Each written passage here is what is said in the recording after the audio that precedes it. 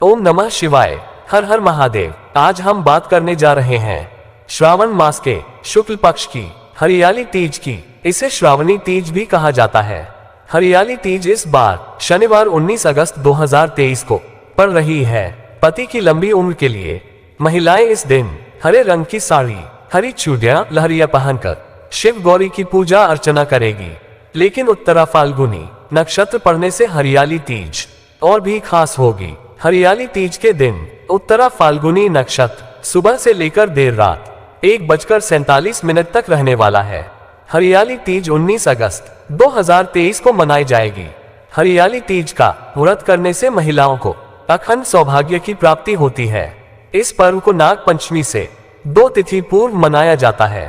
हरियाली तीज के दिन महिलाएं व्रत रखती हैं और माता पार्वती के साथ गणेश जी और भगवान शिव की पूजा करती हैं। हरियाली तीज शुभ मुहूर्त। ज्योतिष शास्त्र के अनुसार हरियाली तीज की पूजा के लिए 3 शुभ मुहूर्त के योग बन रहे हैं। इस दिन आप सुबह 7:30 से 9:08 तक पूजा कर सकते हैं। इसके बाद आप दोपहर 12:25 से शाम 5:19 तक शुभ मुहूर्त में पूजा कर सकते हैं। सुहागन स्त्रियां रखती हैं व्रत।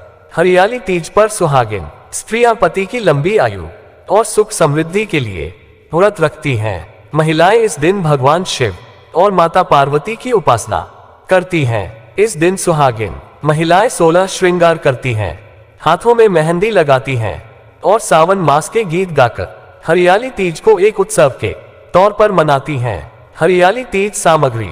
हरियाली तीज का व्रत भगवान शिव और मां पार्वती की पूजा के लिए रखा जाता है। हरियाली तीज के दिन मां पार्वती और भगवान शिव की तस्वीर चौकी पर स्थापित करनी चाहिए। पूजा के लिए चौकी पर पीला कपड़ा, केले के पत्ते और कच्चा सूत भी रखें।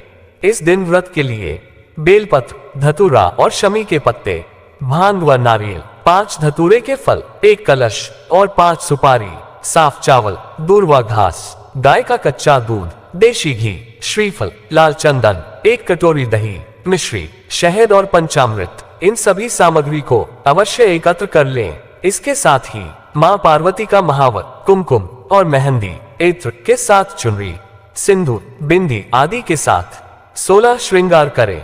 हरियाली तीज पूजन विधि। तीज के दिन महिलाएं ब्रह्म मुहूर्त में उठकर सभी कामों से निवृत्त होकर स्नान करें।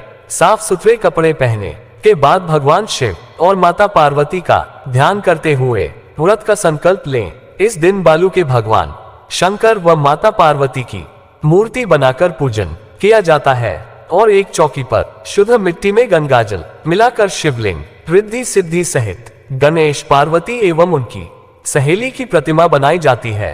माता को श्रृंगार का सामान अर्पित करें। इसके बाद भगवान शिव, माता पार्वती का आवाहन करें। माता पार्वती, शिव जी और उनके साथ गणेश जी की पूजा करें। शिव जी को वस्त्र अर्पित करें और हरियाली तीज की कथा सुने। उमा महेश्वर सयुज्य सिद्धे हरितालिका व्रतमः करिष्ये मंत्र का जाप भी करें। ध्यान रहे कि प्रतिमा बनाते समय भगवान का स्मरण करते रहें और पूजा करते रहें। पूजा के बाद महिलाएं रात भर भजन कीर्तन करती हैं और हर प्रहर को इनकी पूजा करते हुए बिल्व पत्र, आम के पत्ते, चंपक के पत्ते एवं केवड़ा अर्पण करने चाहिए और आरती करनी चाहिए। हरियाली तीज व्रत कथा। हरियाली तीज उत्सव को भगवान शिव और माता पार्वती के पुनर्मिलन के उपलक्ष्य में मनाया जाता है।